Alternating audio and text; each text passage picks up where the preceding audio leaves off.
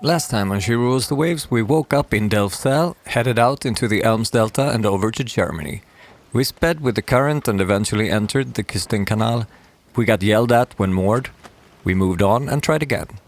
Next day we passed Oldenburg, drove against the current in the Hunte and stopped for the night in Elfslet, where we celebrated my parents' 56th wedding anniversary. Next day we moved on up the Weser and settled in Bremerhaven before going back home. But now we're back, so stay tuned.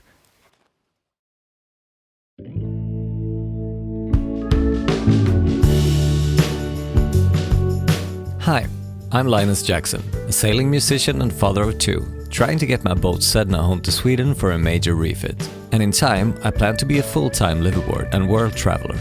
Join us on this journey.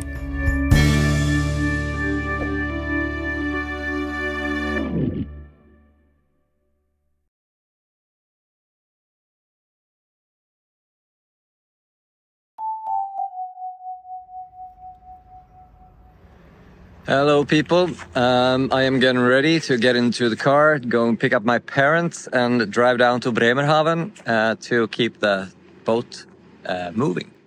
My brother Jens was also supposed to be on this trip and the plan was to go actually all the way home, but unfortunately he got stuck at work and can't join us. So me and my parents will try to, well, at least get the masts up and get the leg started, and then we'll see. So for now, let's go to Bremerhaven and keep our fingers crossed.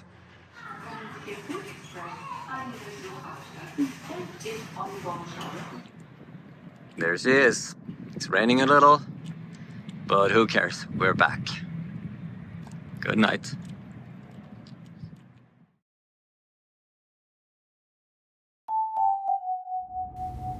We woke up pretty early this morning and the goal for the day is to move over to the mast crane quay and start the preparations.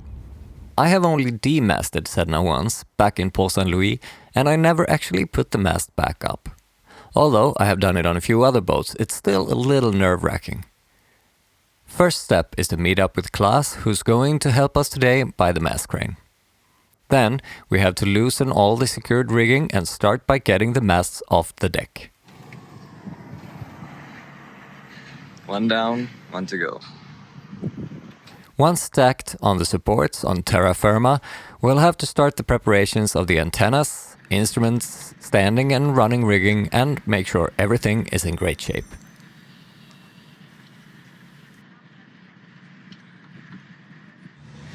Okay, so the wind generator, this happened. So the question if it is possible to put it back, but I will give it a try.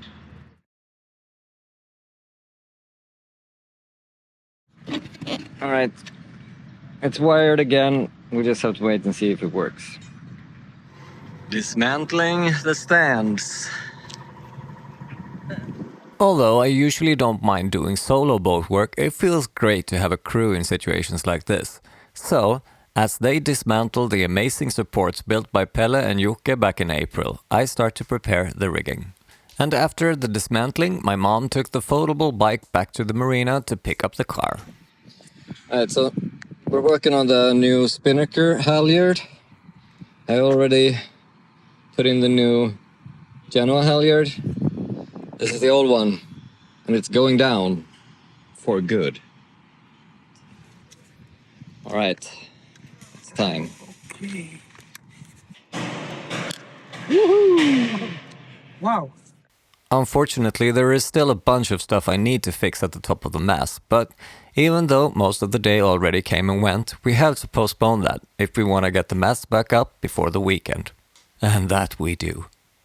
And the relief and happiness of seeing both poles pointing towards the sky again is probably something I don't have to explain to you people.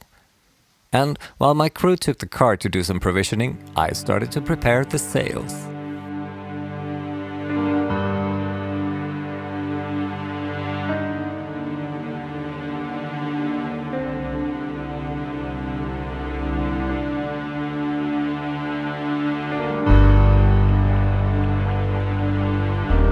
I do kind of like the look of this. I miss this.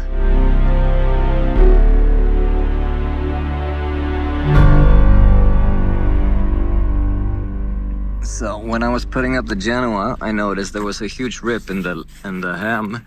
So now I have to kind of do a really bad sewing job to keep it all together.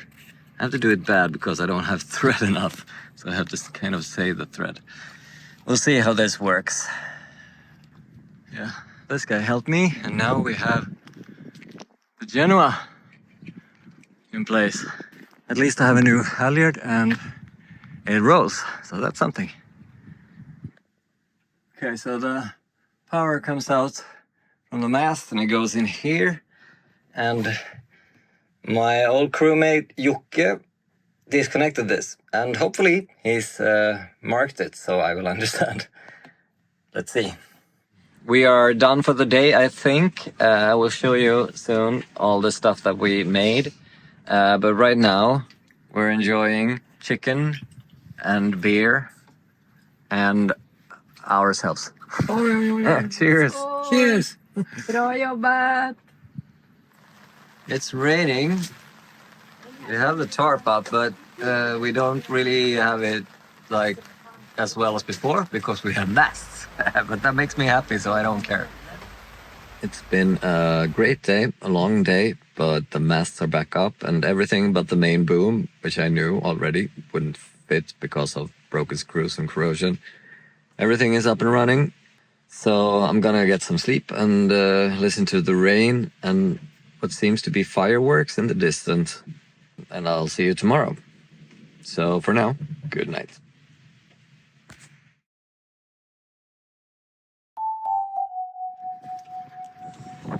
Good morning, people. It's time to leave. So let's go to the lock and lock out into the North Sea.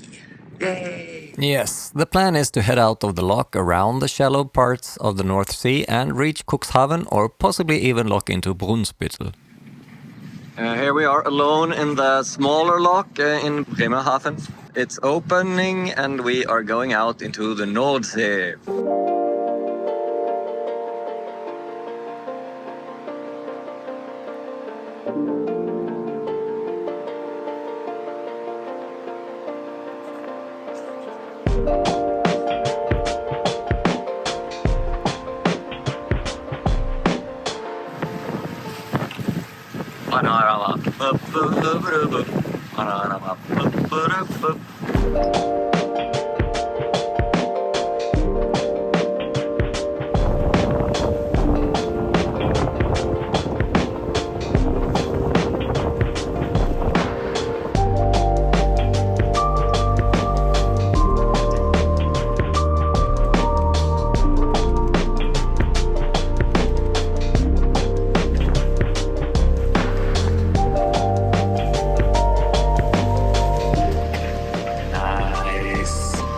Lunch.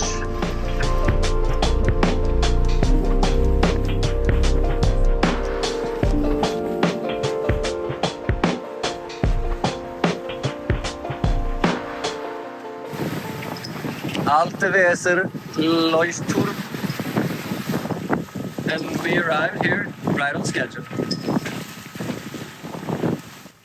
After we passed the lighthouse, we changed our course a little and got the waves on our beam for a bit. It's a little rocky.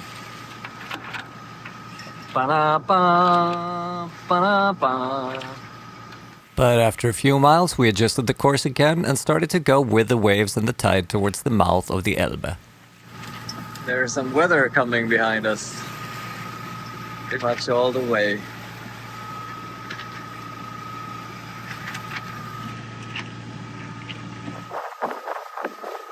There's a ghost ship coming out.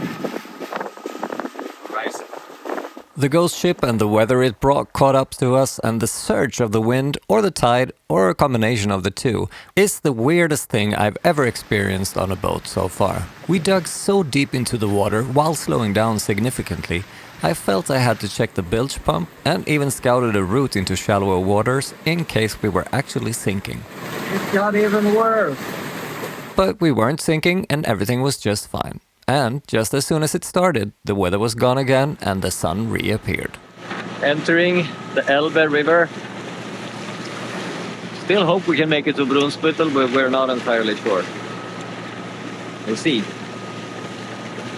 Sun is back, so that's something. Cuxhaven.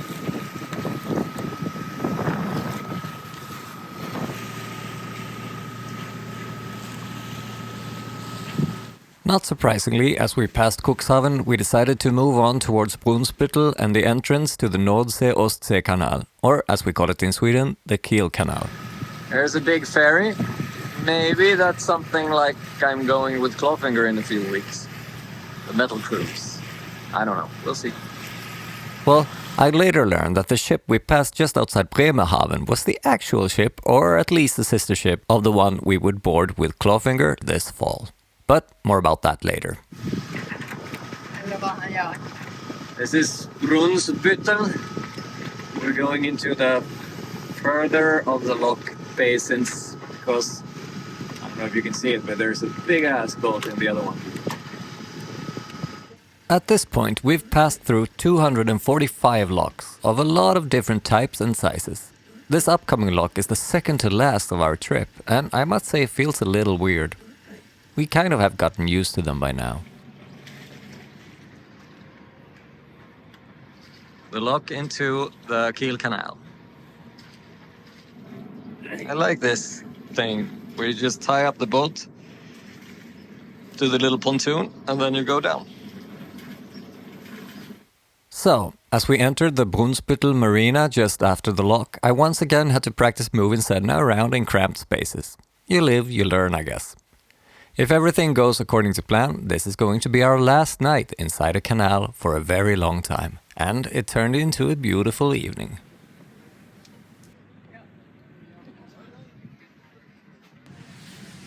Alright, we're in Brunsbüttel, in the start of the Kiel Canal. Yeah. Made it so far. So, anchor beer. Cheers! More. Cheers. Oh.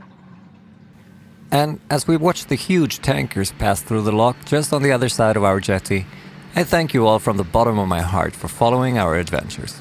Please give this video a like, give us a holler in the comments, and go check out our social media and our Patreon page for real-time updates and exclusive material.